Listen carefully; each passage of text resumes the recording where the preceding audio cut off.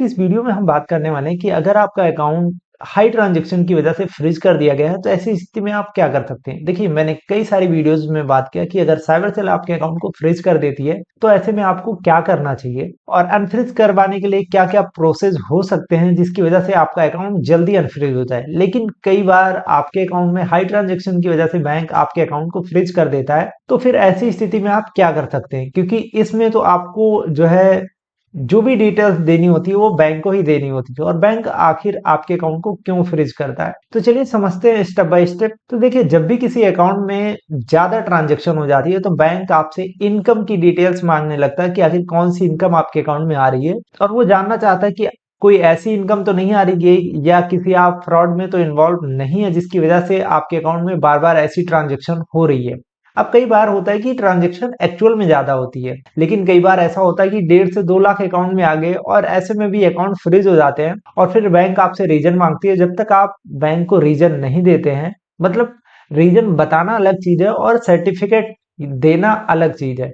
तो जब तक आप बैंक को एक वैलिड जो है डॉक्यूमेंट प्रोवाइड नहीं करते हैं तब तक आपका अकाउंट बैंक अनफ्रीज नहीं करता है। ज्यादातर बैंकों में क्या होता है कि जब भी हाई ट्रांजैक्शन की वजह से या कोई ऐसा ट्रांजैक्शन आ गया जो अनऑथराइज लगता है बैंक को या फ्रॉड अमाउंट लग रहा है, तो बैंक आपसे इनकम प्रूफ मांगती है और इनकम प्रूफ में क्या कहती है कि आपको जो है पिछले 3 साल का आईटीआर देना होगा और तभी हम आपके अकाउंट को अनफ्रीज करेंगे। कई सारे लोग क्या करते हैं कि कई बार सीएससी यानी साइबर कैफे में चले जाते हैं और वहां से आईटीआर भरवा लेते हैं और बैंक को सबमिट कर देते हैं। अब इसमें देखना क्या है कि जब आप साइबर कैफे में जाते हैं और अपना आईटीआर भरवाते हैं तो वो बहुत ज्यादा डिटेल्स नहीं मांगता आपसे, और बस आपका pan card, Aadhaar card, mobile number, email ID मांगता है और रजिस्टर कर देता है। बैंक डिटेल्स लेके आपका आईटीआर फाइल कर देता है। बट यहाँ पे होना क्या चाहिए कि आपको फ्यूचर में भी कभी ऐसी प्रॉब्लम ना आए, और जब भी आप अपना आईटीआर भरवा रहे हैं तो उसमें क्या क्या चीजें देखनी चाहिए कि जब आपके अकाउंट पर किसी ऐसे ट्रांजेक्शन की वजह से या हाई ट्रांजेक्शन की वजह से आपके अकाउंट को फ्रीज कर दिया जाता है,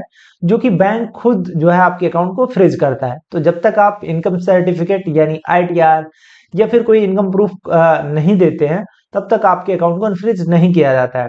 अब आप अगर आईटीआर मार्केट में भरवाने जा रहे हैं, चाहे वो प्रोफेशनल हो या फिर नॉन प्रोफेशनल हो, अब ये करते क्या है, जैसे आप सीएससी सेंटर या फिर साइबर कैफे में गए तो सीएससी वैली में एक सर्विस होती है जहां पर क्या होता है कि प्रोफेशनल ऑलरेडी होते हैं, उनको बस इनकम डिटेल्स देनी होती है और उसी के बिहाफ पे वो आपका आईटीआर फाइल कर देते हैं और आपको सारी चीजें एक्चुअल में मिलती है, मतलब आईटीआर की। लेकिन इसमें मेन दिक्कत क्या आती है कि आप साइबर कैफे में जा रहे हैं, वो बहुत ज्यादा डिटेल्स आपसे डिमांड नहीं करता है और डिटेल्स देने के बाद होता क्या है कि आपका आईटीआर प्रिपेयर हो जाता है, आप बैंक में सबमिट कर देते हैं। कई बार होता है कि आपका अकाउंट ऑपरेट होने लगता है। कई बार ऐसा होता है कि आपने जो इनकम दिखाई है उससे भी आपका जो है अकाउंट अनफ्रीज नहीं होता है। तो अगर हाई ट्रांजेक्शन की वजह से आपका अकाउंट फ्रीज हुआ है, अगर आप अपना आईटीआर भरवा रहे हैं तो आपको एज अ इंडिविजुअल ये देख लेना चाहिए कि आपकी जो इनकम है वो प्रॉपर इनकम टैक्स यानी आईटीआर पर रिपोर्ट हो। तो आपने क्या क्या इनकम अर्न की, अगर वो आपके पास उसकी डिटेल्स है तो बता सकते हैं, नहीं है तो आप अपना एक बार बैंक स्टेटमेंट उस प्रोफेशनल को जरूर दिखाइए जिससे आप अपना आईटीआर भरवाने जा रहे हैं। टोटल इनकम कितनी हुई है, मतलब टोटल आपके अकाउंट में कितना आया है और कितना गया है, उसी के बिहाफ पर जो है आपका आईटीआर प्रिपेयर होता है। अब आपका आईटीआर जो प्रिपेयर होगा वो क्या होगा, आईटीआर अपडेटेड आईटीआर में जाएगा। इसमें क्या होगा कि प्रीवियस 2 ईयर का आपका आईटीआर फिल हो जाएगा और उसके बाद आपको एक्नॉलेजमेंट मिल जाएगी जिसको आप अपने बैंक में सबमिट करके अपना अकाउंट अनफ्रीज करवा सकते हैं। तो जब भी आपका आईटीआर फाइल होता है, ये मैंने चेकलिस्ट दी है, ये आपका चेक होना चाहिए, चाहे आप मेरे थ्रू आईटीआर अपना फाइल करवा रहे हैं या किसी और प्रोफेशनल के थ्रू अपना आईटीआर प्रिपेयर करवा रहे हैं। तो ये पॉइंट्स जरूर आप माइंड में रख लीजिएगा। सबसे पहला है कि income versus bank credit match, यानी आपके अकाउंट में जितना भी पैसा आया है, रिसीव हुआ है, उसका प्रॉपर एक्सप्लेनेशन होना चाहिए। यानी बैंक स्टेटमेंट के हिसाब से ही आपका आईटीआर प्रिपेयर होना चाहिए। अगर मान लीजिए आपके अकाउंट में 10 लाख रुपए आया है और आप अपने आईटीआर में बिजनेस आईटीआर मान लेते हैं कि आप दिखा रहे हैं और आपने उसमें क्लेम किया कि मेरा 4 लाख का टर्नओवर है, तो ऐसे में मैच नहीं करेगा और बैंक फिर से रिजेक्शन दे सकता है कि आपने अपना इनकम प्रॉपरली रिपोर्ट नहीं किया है, तो आपके अकाउंट को अनफ्रीज नहीं करेगा। अब दूसरा है AIS and form 26 as verify, यानी एनुअल इंफॉर्मेशन स्टेटमेंट और फॉर्म 26AS। इसमें क्या होता है कि पैन के बेस पे आपका रिकॉर्ड आता है कि आपने ट्रांजेक्शन क्या क्या किया। लाइक जैसे आप शेयर मार्केट में इन्वेस्ट करते हैं तो उसका भी रिकॉर्ड आपके AIS में, जैसे ही आप इनकम टैक्स पर अपने पैन को रजिस्टर्ड करते हैं तो वहां पर आपको देखने को मिल जाता है। और 26AS में आपका कोई भी TDS कटा है या TCS कटा है उसकी इंफॉर्मेशन होती है, तो वो प्रॉपर आपके ITR में रिपोर्ट होनी चाहिए। उसके बाद आता है हाई वैल्यू ट्रांजेक्शन प्रूफ। अगर आपके अकाउंट में कोई 3 लाख 4 लाख या कोई ऐसा अमाउंट आ गया जो बड़ा अमाउंट है, तो उसका प्रॉपर आपके पास एक्सप्लेनेशन होना चाहिए विथ डॉक्यूमेंट कि आपने वो ट्रांजेक्शन अपने अकाउंट में क्यों रिसीव की है।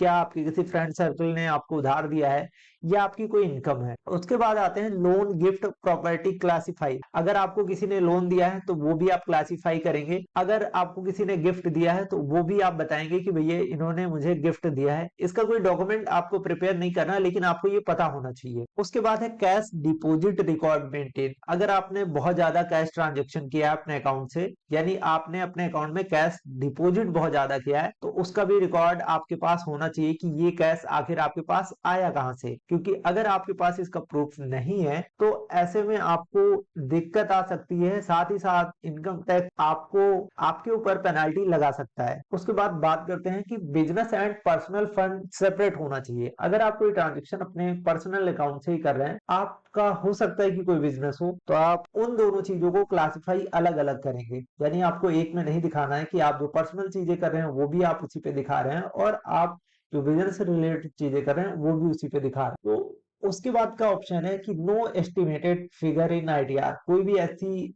फिगर आप ITR में नहीं फाइल करवाएंगे जो कि एस्टिमेटेड यानी अनुमान पर हो, उसका रिकॉर्ड मौजूद होना चाहिए। जैसे आपके अकाउंट में किसी भी तरीके का कोई ट्रांजेक्शन होता है तो उसका रिकॉर्ड ऑलरेडी आपके बैंक स्टेटमेंट में आ जाता है। तो इसी तरह कोई ऐसा अनुमानित अमाउंट नहीं डलवा देंगे। आपकी टर्नओवर आपने कुछ भी दिखा दिया या फिर आपने परचेज कुछ भी दिखा दिया, तो इस तरीके से कभी भी आप अपना ITR फाइल मत करवाइए। उसके बाद है correct past error if needed. अगर आपने पहले से कोई ITR भरवा रखा है जो कि गलत है, तो आप उसको अपना अपडेटेड ITR में फाइल करवा सकते हैं, यानी उसको रिवाइज ITR कह सकते हैं। तो आप उसमें चीजें सही करवा सकते हैं। उसके बाद है प्रिजर्व ट्रांजेक्शन एविडेंस, यानी जो भी आपने अपने ITR में फाइल किया है उसका जो रिकॉर्ड है, डॉक्यूमेंट है, वो आपको मेंटेन करके रख लेना है। इन फ्यूचर अगर आपको कोई नोटिस वगैरह आती है तो उसमें वो आपको काम आएगा। उसके बाद है कीप एक्सप्लेनेशन कंसिस्टेंट, यानी आपके ITR में और जो आपने बैंक को दिया है, इन दोनों का रिकॉर्ड प्रॉपर मैच होना चाहिए। इसमें किसी भी तरीके का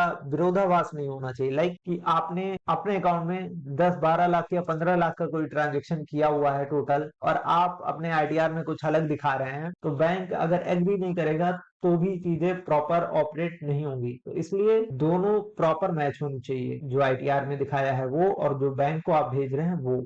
अब इसमें आप चाहे तो ऑनलाइन भी भरवा सकते हैं। कई सारे लोग ऐसे अवेलेबल हैं जो आपको ऑनलाइन भी सर्विसेज देते हैं। कई सारे लोग हैं जो ऑफलाइन आपके एरिया में हो सकते हैं जिनसे आप अपना ITR भरवा सकते हैं। तो अगर आप हमारे थ्रू अपना ITR भरवाना चाह रहे हैं तो नीचे डिस्क्रिप्शन में इंस्टा की लिंक मिल जाएगी। ये इंस्टाग्राम अकाउंट जिसका नाम है टैक्स नेविगेटर, ये मेरे ही टीम के द्वारा ऑपरेट किया जाता है। तो आप फाइनेंशियल वर्क के लिए इस पे हमें कांटेक्ट कर सकते हैं। आई होप ये वीडियो आपके लिए हेल्पफुल रही होगी। वीडियो कैसी लगी नीचे कमेंट सेक्शन में जरूर बताइएगा। मिलते हैं एक नई वीडियो के साथ, तब तक के लिए जय हिंद दोस्तों।